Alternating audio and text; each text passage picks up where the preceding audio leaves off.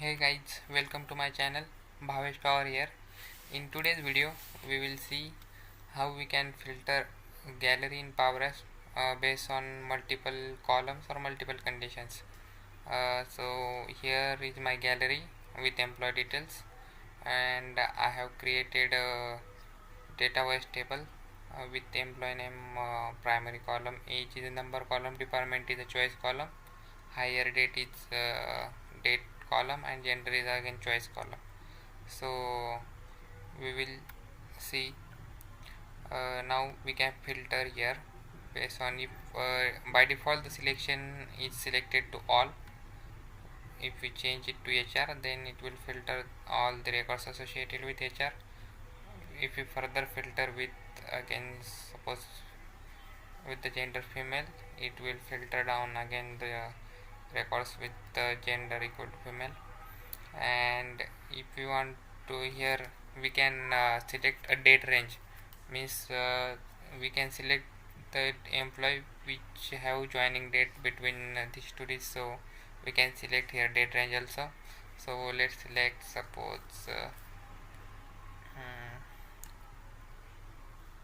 1st of May to suppose this.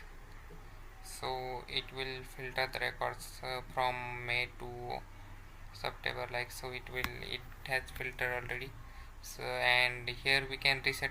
We have option to reset all the filters, and here we have option to search by the name also. So we can search also, and if here we have the option to reset all the filters. So all the filters will get reset. So let's get started to develop this filter. Okay, so this is my gallery. The item property is set to the database name, which is employee data, which is data was table, and here is a drop down for department and gender, which are choice column, and here are two date pickers to select the date range of joining date, and here is select. So let's apply the filter. So what we have to do, we have to populate our choices here first. So we have department column with choices here are the choices of department columns: HR, IT, finance and operation. And if we don't want to filter, we have to add one more choice, which is all. So for adding that one, we have to write a query here. So what we will do, we will create a table with give any name. So we'll give department, and inside this we will populate choices of that particular column. So choices of department column, and for adding one more choice, which is all, we will create one more record here. So we will give again department name, and it should be array. So we will write it in square bracket,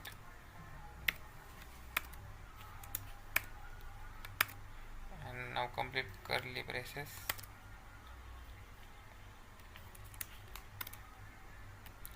So by this way we have created two records here with array. So first record will contain all the choices from the database name, and second will contain all. So these are two records. So we are expecting here means value. So we will ungroup these records. So we will ungroup the records by the column department, which is we have given that name department. So here you can see there are two tables. First is choices and second is with all, and by ungrouping those two tables we will get separate values of all the choice column and all.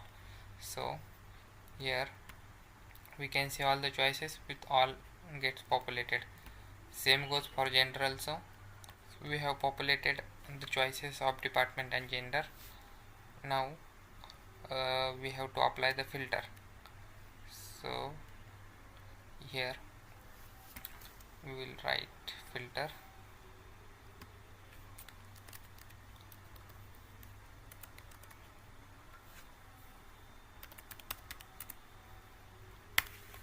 Now here we have to write the conditions.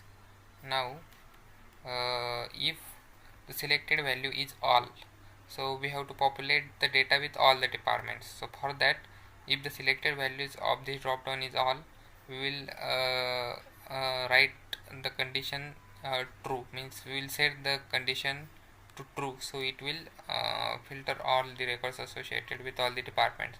So for setting the condition true, so what we have to do, we have to give a condition here.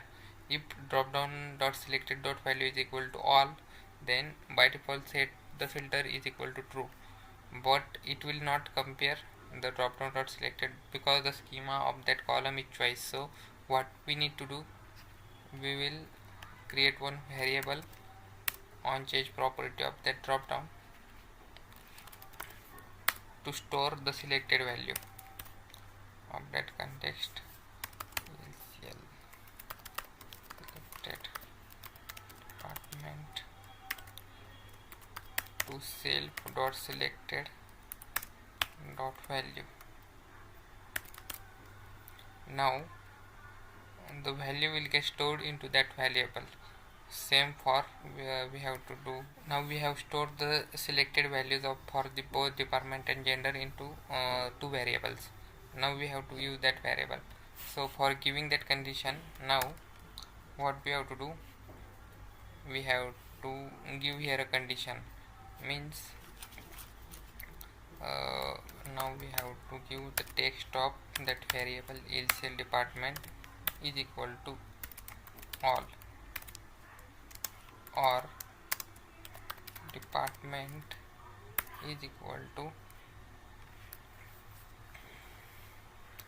DRP department dot selected dot value. Now what it will do, if the here we have converted that variable to text because the schema is different, so it will not compare the string. So we have to convert the variable to text first, then compare with string. So if this condition will become true, then it will filter all the records, and if the condition is not true, means it will filter the records wherever the condition gives us the true value. So for now, department is selected finance, so for finance the value will get true, so it will show the records related to finance. Now if we select all, now it will get true for all the conditions, so it will show all the data. Similarly, we have to apply filter for gender also. Now we have filter with department and gender. Now we have to apply the filter condition for date picker. Now we will apply the same condition. Now if the date pickers are blank, then we have to filter all the data. So here we will apply the condition is blank dt from date dot selected date, or means if the date picker is blank, then it will return true, so it will filter shows us all the records. If it is not blank, now what we have to do, higher date, this is from date picker, so higher date is greater than or equal to dt dot selected date.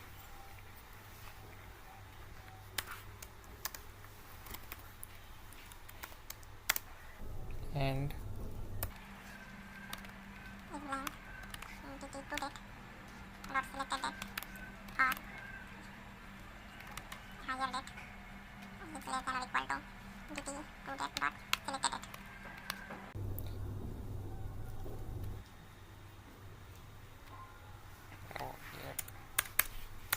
selected dot value.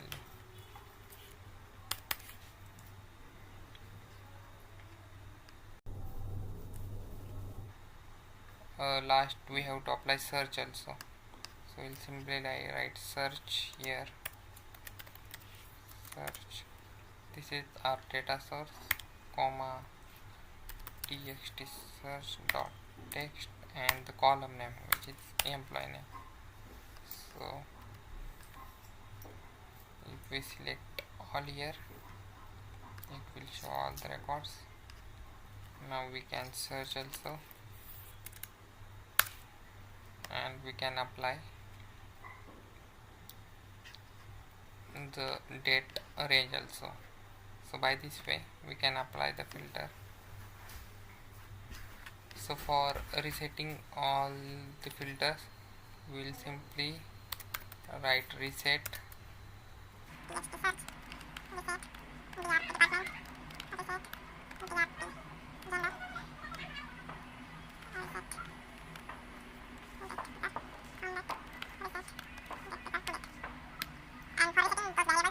that we have collected on change of the drop downs. So here now we have to set the values of drop down is selected to drp department dot selected dot value.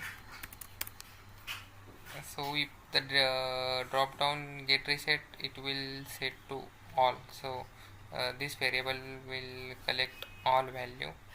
Similarly, like we say object context, we'll see gender.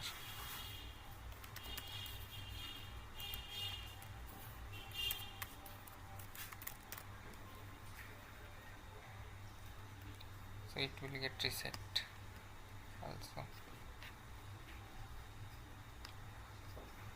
So by default here is HR, so we have to change it to